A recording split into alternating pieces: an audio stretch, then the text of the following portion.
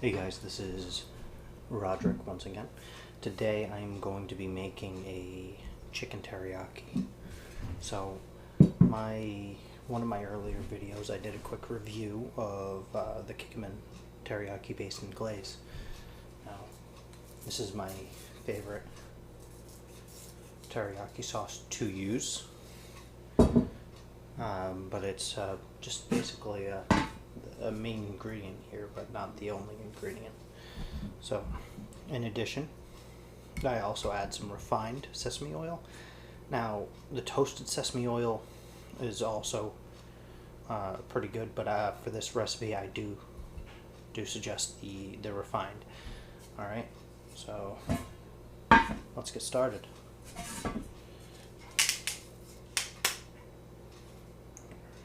Start by putting a little bit of sesame oil, and I'm still kind of in the process of developing my recipe for this, so I don't have an exact measurement for the sesame oil. It really depends on how much chicken I'm making as well. So you start by putting the oil in there. All right, as you can see, it's not a whole lot. Next, we add the teriyaki. I actually want to go a little heavier on the teriyaki. And there we go. Now, the next thing I like to add is a little bit of ginger. Today we're going to be using fresh ginger. Powdered ginger also works. We're going to be using just that much. The fresh stuff is got a stronger taste, so we'll always keep that in mind.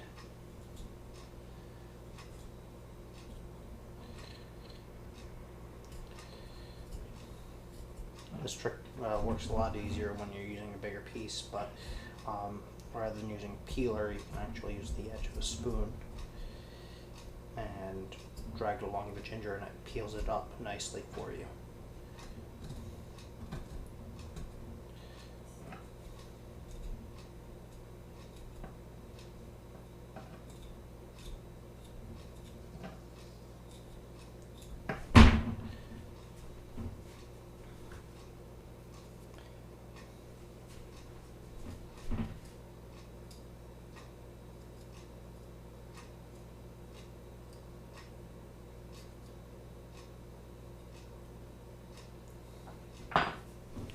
Let me clean up my mess here. Just take that aside, and then we'll chop that up as small as we can. If you had bigger shavings, I would suggest saving them for ginger tea, but this isn't really enough to do much of anything, so I'm not going to do that today. As always, you want to make sure your knife is nice and sharp. Don't go too fast when you're working with something this small. It's not worth it.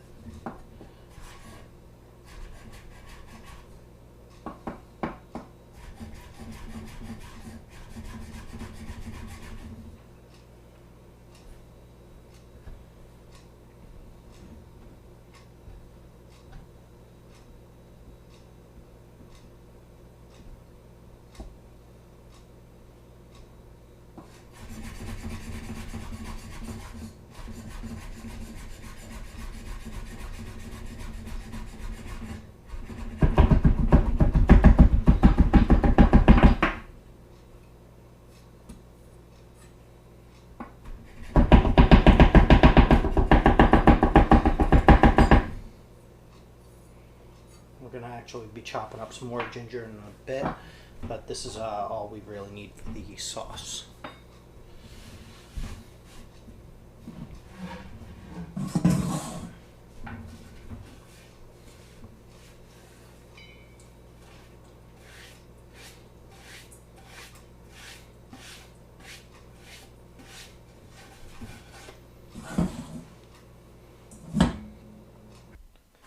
Alright, now we're going to add a little bit of seasoning. We're going to dash of coriander. Oh, I keep saying coriander, it's coriander. Some ground cumin. And just a small amount, single dash of the cayenne pepper. Oh. About that much. I'd love to try this recipe with Szechuan powder, but that's not a very common ingredient around here, so I don't know where to get it right now. I will be looking into that in the future though. Now while this is being done, you could always be heating up the pan. I'm not eating right away, so I'm just doing some prep beforehand, so I don't want to have that hot right away. So we're going to mix everything thoroughly with a hand whisk.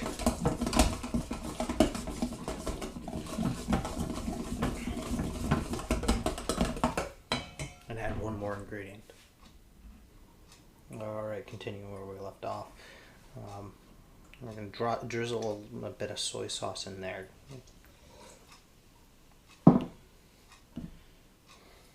I use low sodium. You can use whichever one you prefer.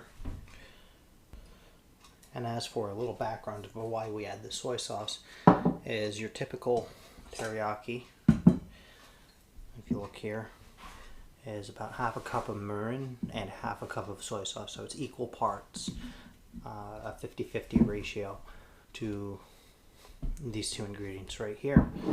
And that is your basis for teriyaki. This one's a pre-mixed based and glaze, so it's already got the thickness and richness that we're looking for. That's why we're using it as the base of our sauce. And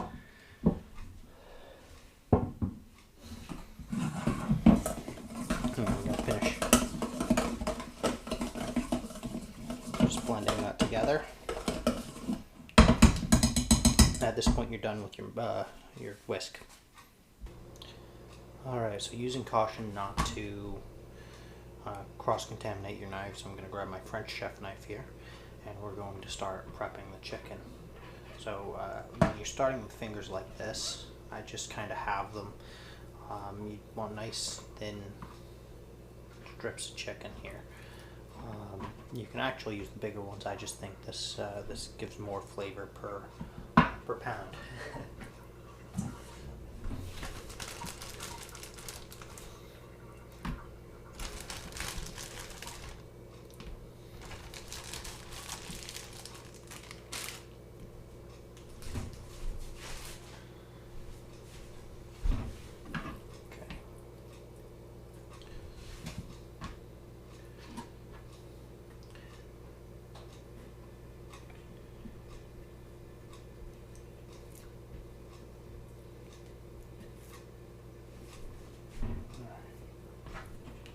As we're cutting these, we're just tossing them in the bowl with the sauce.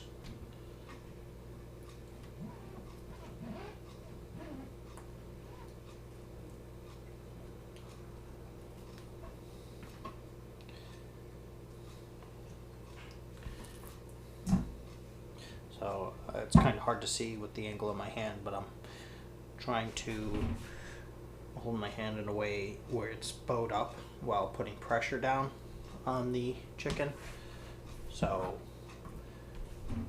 it's actually curving away from the meat in every direction, and then I'm staying flat and kind of parallel to the table as I'm cutting, so it slides across, and you want to keep your hand away from that blade.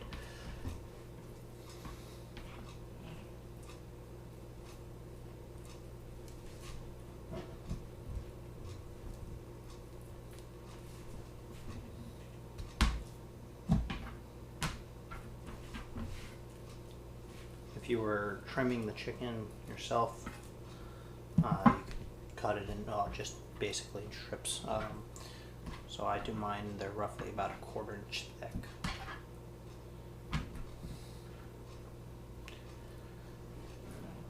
There was a pretty big sale on prepared meat. It was cheaper than that was not the best cut. That was cheaper than the standard meat that I usually have to prepare myself, so of course I grabbed a bunch. Alright, pushing that aside, let's now continue contaminated, that goes right to the sink to be washed. We are going to be amplifying the light for starters, and then mixing thoroughly our mixture all over the chicken. And we're going to let that sit for a few minutes while the pan heats up, and once we're ready for that. Next, of course, I'm going to pause you for a bit, and then I'm going to disinfect my work surface.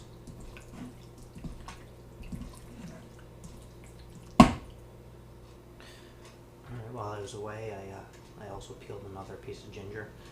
Now, if you wanted to make some ginger lemon tea, so you just need about that much ginger. You can use recycle the peels as long as you properly wash them first, and a little bit of lemon zest in there with it, and boil that until it gets a nice rich, well, not rich, but you'll start to smell it when it becomes a pretty aromatic.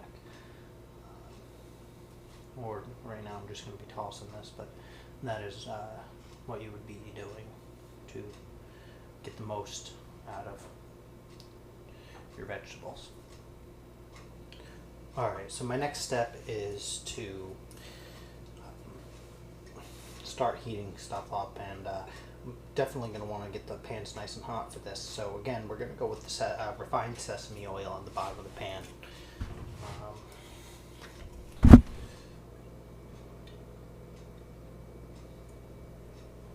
Now you're not going for anything big, so you just want a light coating at the very bottom of the pan. We're not deep frying this, so you're just kind of using it to keep it from sticking to the stainless. So for an Asian style, if I'm using fresh ginger rather than the ground stuff, I always, personally, I use it the way I would use something like garlic in Italian style cooking. So we're going to mince it up. We're going to start heating up the oil, and then we're going to throw that right in the bed of oil. While that's warming up, though, we're going to want to start on our next vegetables.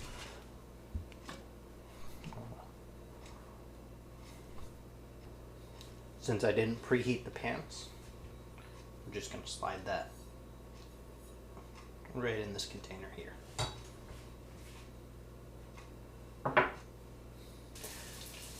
Alright, so these are the veggies we're going to be going with today. I'm going to go with some cauliflower. This one's a bit yellow kind, actually, which I'm interested to see how it measures up, if it tastes as good as the normal kind, because that can add an interesting pop of color to your food. Broccoli, onion, sugar snap, and some carrots. Oh, to prevent the video from getting too long, I'm going to cut the carrots. I've prepared them on camera several times. We're going to be doing half moon, or half rounds. So I'm going to peel them, chop them the long way, then chop them down. Alright, I'll be back when it comes to the next thing. Alright, so one thing I should point out while I'm doing some work here is when you're doing a mixed vegetable saute, you got to be aware, acutely aware of cook time for certain different vegetables. So carrots usually take a bit longer than anything else. It can be under heat for longer. They're a very woody type of vegetable. So that's one of the things you want to keep in mind.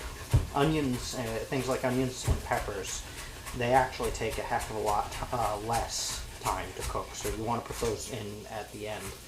So you want to, of course, if you're doing leafy greens in the mix, which, it's good. You always want to put those in the very last. So if you're doing spinach, sauteed spinach, that takes literally seconds. It doesn't even take a full minute to cook that. So you definitely do not want to have that in before, say your carrots, which takes a couple minutes to cook. Again, I'm pushing with the back of my knife, not the blade of my knife. That'll keep the blade nice and sharp, which keeps accidents from happening.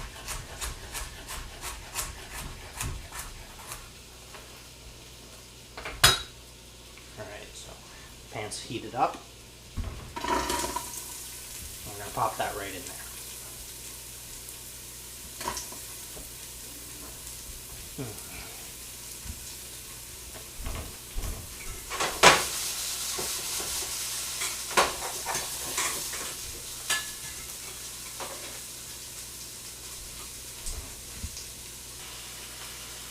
Alright, so for the cauliflower, we're only going to be using about half a head. I'm going to take this and pop it in a storage container for future use. Meanwhile, I'll be chopping this down to a much smaller size. Alright, so this is pretty easy to mill down. I'm going to do one bit, and then I'm going to do the rest off camera. So we're not trying to make anything pretty, we're just kind of chopping it into bite-sized bits. The stems are fine to eat, so we will be eating those and serving them as well. Same thing we're going to be doing with the broccoli, and then we're going to add the peas, followed by the onion. Alright, we're already moving on to the broccoli here. So we're going to come in, and if I was just taking the crowns, I'd just use a paring knife, but as I'm breaking down the entire head, that's all I'm cutting off. I'm going to be using everything else.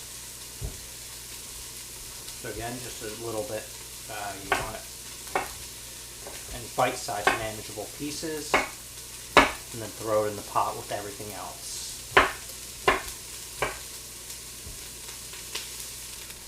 Alright, I've changed the view for a second so I can show you my next step. Once the broccoli and everything is in the pot, it's already sauteing. Or, well, I use an instant pot, so I'm saying pot, but this would be in a frying pan or a wok, whatever you personally do your stir-fried vegetables in them. Well, not really fully stir-fried, but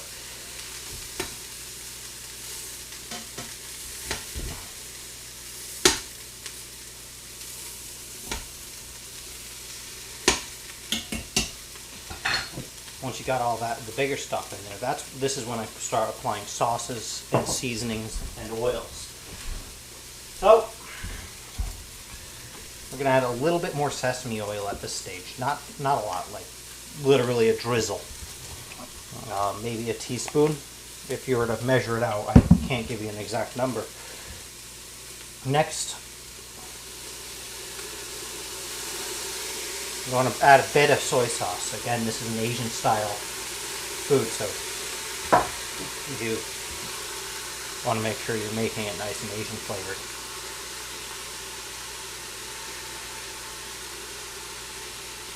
Alright, we're going to add some more teriyaki to the vegetables as well as the chicken. And we're going to mix that thoroughly.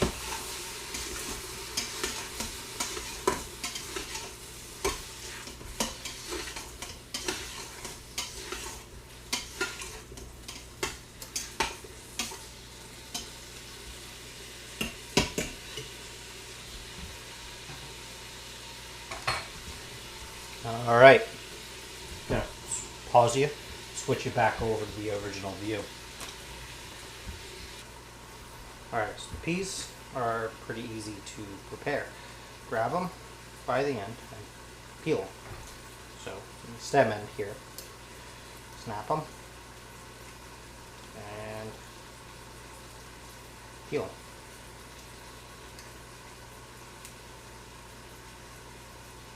And you do that for every single one. You can use a paring knife to make this a little easier if you want, or you could just do it by hand. The paring knife makes them look a little prettier, and if it breaks off, it looks like that. This is the main seam you want to clean. You can also try to get that one off.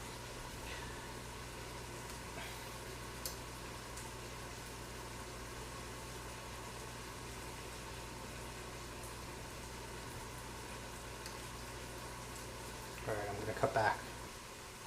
Alright, as you can see, I've peeled a bunch of peas. Get rid of that part. Alright. As long as you wash them first, these can be eaten raw. But we're not doing that today. Those go in the pot.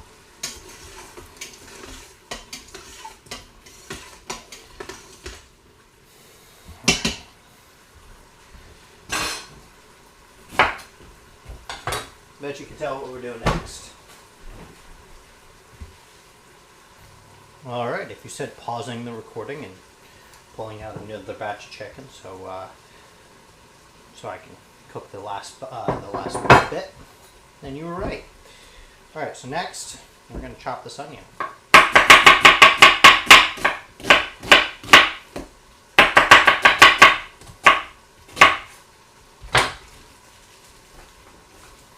We're going to break it up in big pieces like this. We're going to take them.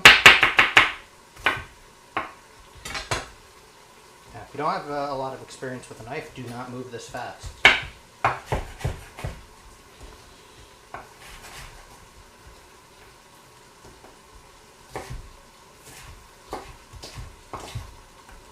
have the confidence I have because I was a professional prep cook for a long time. I've worked in a lot of different kitchens, or for all sorts of different reasons.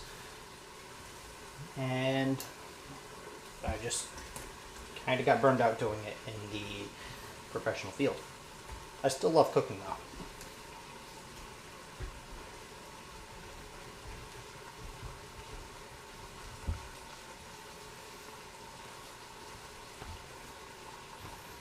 Alright, gonna stop there. Alright, and now we're back. So I'm gonna add my coriander. Again, I like to cross my seasonings over between the side and the protein, just because it ties them together. That's going to be a little cayenne. Now, the only thing I didn't use in the chicken sauce versus the veggies is this is Imbadia fried rice seasoning. Yes, you can use it on things other than just rice. Alright. And finally, cumin. Drizzle more soy sauce. And a tad bit more of the teriyaki. Now, if you like less teriyaki, go ahead and cut back, and less soy sauce, of course, cut back, because this is you're the one eating the food. So you want to make it and customize every dish you make to the person eating it, and that's only possible, when you know them well enough, and that's why I like cooking at home.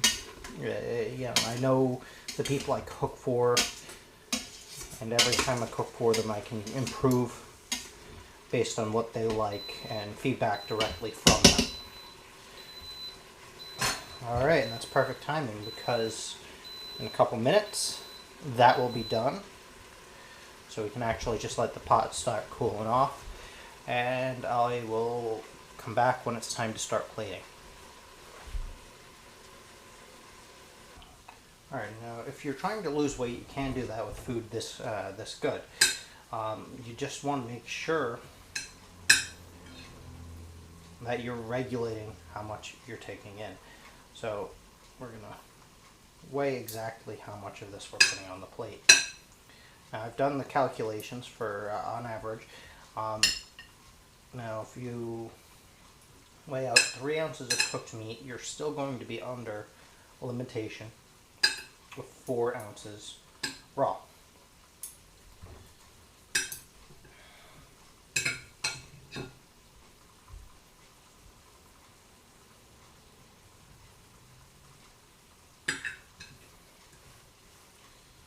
Alright, so that's probably pretty good. And I'm going to actually portion some of that off and set it aside.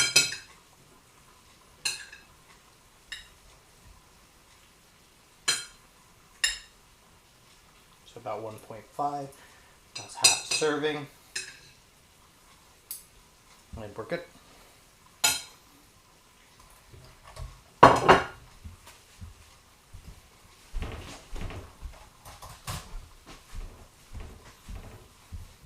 Alright, I'll be back with it later. Alright, so key tip, and most of you probably already know this one. Bring the plate slightly above the pot, and then ladle that stuff right out. And there you go. Some delicious homemade Asian style food.